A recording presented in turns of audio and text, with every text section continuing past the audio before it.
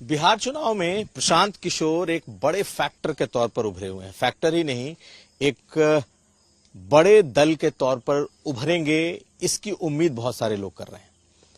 जिस तरीके से पूरे बिहार के चुनाव में उन्होंने एक नया रूप, नया अंदाज, नई बातें लोगों के सामने रखी हैं, ये लोगों को भी पसंद आ रही हैं और लोग सुन भी रहे हैं।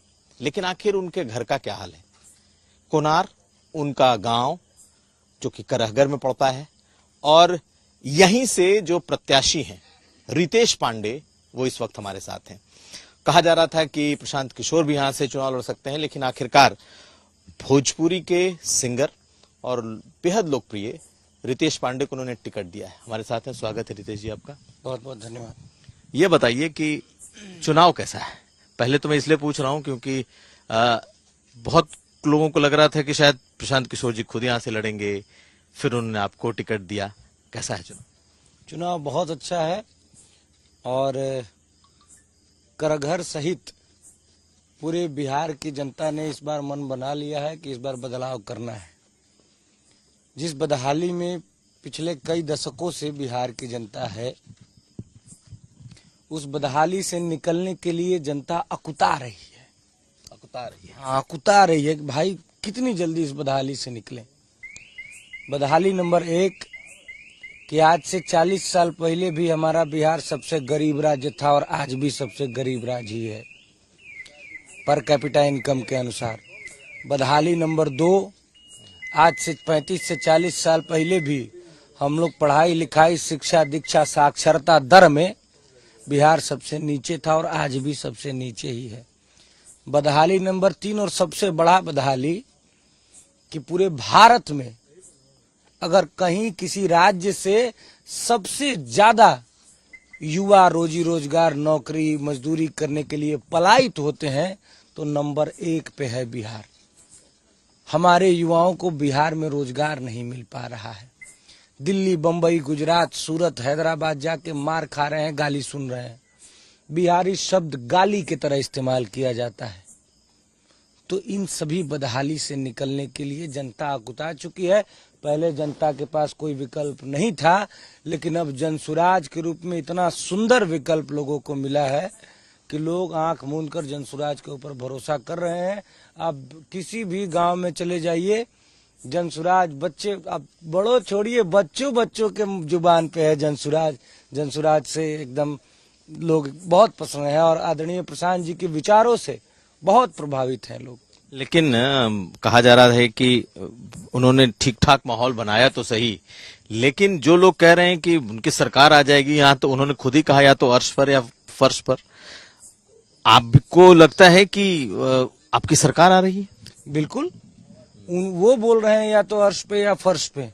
हम लोग नहीं, फर्श वाली बात ही नहीं करते हैं। हम लोग तो सोच रहे हैं एकदम अर्श पे, क्योंकि जिस प्रकार से लोग जो बात कर रहे हैं ना, हम जितने भी लोगों से मिलते हैं, मुझे नहीं लगता कि कोई भी आदमी बोलता है कि नहीं इस बार हमको बदलना नहीं है। जब हम लोग बोलते हैं कि बदलिए बिहार को, तो हम सब लोग बोलते हैं कि हाँ बदलाव तो जरूरी है, बदलाव तो होना ही के चाहिए। सबका ऐसे ही रिएक्शन होता है। लेकिन देखा जाए तो ये कहा जा रहा है कि प्रशांत किशोर ने हाइप तो बहुत कर दिया, इस चुनाव को बहुत ऊपर लेवल पर लेकर चले आए हैं, लेकिन चुनाव जीतने की स्थिति नहीं बन रही है। वोट लाएंगे, वोट काटेंगे, लेकिन चुनाव नहीं जीते। ये कौन कह रहा है? बिहार की जनता तो नहीं कह रही है। सो कॉल्ड एनालिसिस्ट ऐसे शायद कहते हैं। तो ये पूर्वाग्रह है ना। आप किसी चीज का अनुमान नहीं लगा सकते। आप किसी चीज का अनुमान नहीं लगा सकते। अब जो बताइए, ये नेपाल में वो जो घटना हुई जेएनजी में भी शायद तो उसका किसने अनुमान लगाया था? ये अनुमान वाली चीजें नहीं है। बाहर में बैठ के, मतलब बिना धरातल पे उतरे हम लोग गांव घूम रहे हैं भैया। अभी तक मैं कम से कम 250 गांव में दरवाजे जा चुका हूं। तो हम जानते हैं ना गांव के लोग क्या सोच रहे हैं, क्या बोल रहे हैं। बिहार का चुनाव तो हमेशा देखा जाए तो जाति और समीकरणों पर रहा है। ठीक है, आपको कितना टफ हो रहा है जाति और समीकरण का चुनाव? बिल्कुल, मुझे तो, क्योंकि देखिए मेरी, जहां से मैं हूं जनसुराज से, हमारा दल जाति की राजनीति नहीं करता। हम इसके विरुद्ध में हैं। हम कह रहे हैं इसको तोड़ो। जब तुम जाते हो, हम अपने भाइयों से कहना चाह रहे हैं, जब आप लोग जाते हैं दिल्ली, बंबई, गुजरात कमाने के लिए, तो आपको बोला जाता है, आपसे पूछा जाता है कि आप कौन जाते हैं, पंडित जी हैं कि पासवान जी हैं कि जादव जी हैं कि बाबू साहब हैं। आपको तो सीधे बिहरिया बोला जाता है। तो जब आपको बिहरिया बोला जाता है तो आप, हाँ भाई हम बिहारी हैं, हम सबसे पहले बिहारी हैं। हमको बांटा गया, जानबूझकर बांटते हैं लोग। आप बिहारी प्राइड की बात करते हैं? मेरी बात सुनिए, बिल्कुल बिहारी प्राइड की बात करते हैं। मैं क्या कह रहा हूँ, साजिश की बात कर रहा हूँ। गरीब आज भी गरीब है, दलित आज भी दलित है, शोषित वंचित आज भी शोषित वंचित है, लेकिन उनकी राजनीति करने वाले, शोषितों वंचितों की राजनीति करने वाले खरबपति हो गए, 200-200 करोड़ की जमीन खरीद रहे हैं। तो ये बांट के ये तो अंग्रेजों वाला फूट डालो और राज करो। मैं तो बहुत सारे नेताओं को मैं ठेकेदार समझता हूँ, बिहार के नेताओं को, कि इतने वोट का ठेका वो ले लिए, उतने वोट का ठेका वो ले लिए, उतने वोट का ठेका वो ले लिए। हाँ, सभी ठेकेदार आए, मिले और सरकार बना लिए। ये इतने जात का वोट इनके पास है, इतना वोट इस जात का इनके पास है। ऐसे ही तो चलता आ रहा है, लेकिन अब नहीं चलेगा। अब आदरणीय प्रशांत जी ने बोला है कि मैं जामवंत हूँ और बिहार की जनता हनुमान है, और मैं जगा रहा हूँ, और बिहार की जनता अब जग चुकी है, इन लोगों को पहचान चुकी है, और इस बार बिहार में बदलाव तय है। बिहार में तो बदलाव तय है, लेकिन जहां से आप लड़ रहे हैं वहां क्या होगा इस जगह से? अरे हम लोग पूरे बिहार की बात कर रहे हैं, हम पूरे बिहार की बात करें। यहाँ की बात तो छोड़ दीजिए, यहाँ तो किसी भी लोग से पूछ लेंगे तो पहले लोग टक्कर में तो आए।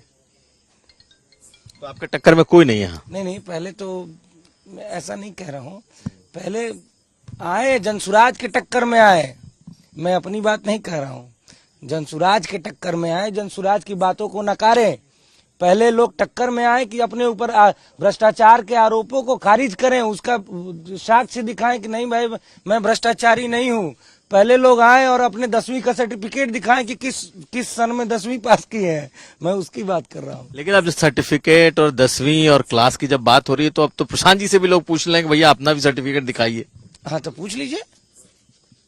जो आदमी यूएन में जाके नौकरी किया है, उससे आप अतिशयोक्ति ही है ना कि उससे उसका सर्टिफिकेट मांग रहे हैं।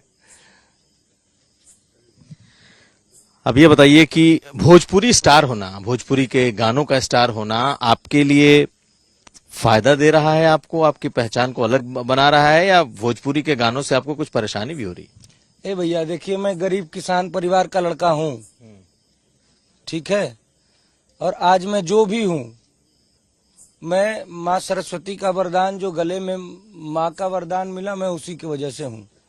तो ये परेशानी वाली कोई बात नहीं है, ये मैं तो इसी की वजह से हूँ, अपने गले की वजह से ही हूँ। तो आप अपने लोगों के बीच गाने के लिए भी पॉपुलर हैं कि भाई गाना सुनाइए रितेश जी, या फिर सिर्फ सियासी बातें करिए, मतलब बिहार की बातें करिए? गाना एक बहन ने बोला था, आज तक तो जब कैंपेन में हम लोग जाते हैं तो एक बहन ने बोला कि हाँ वोट देंगे लेकिन गाना सुनाना पड़ेगा। आपने सुनाया? हाँ, मैंने सुनाया। कौन सा गाना सुनाया? हमको भी सुनाइए, हमारे दर्शकों को भी सुनाइए। नहीं, गला वाला वाली बात। हाँ, थोड़ा लगा है चिल्लाते, लेकिन हाँ मैं कोशिश करता हूँ। अब की चुनाव में जे वोट देवे जाई हमार बहिनी हो, अब की चुनाव में जे वोट देवे जाई हमार बहिनी हो, भैया के अपना ना भुलाई हमार बहिनी हो, बसते छप बटन दबई। यही गाना उनको हम सुनाए थे।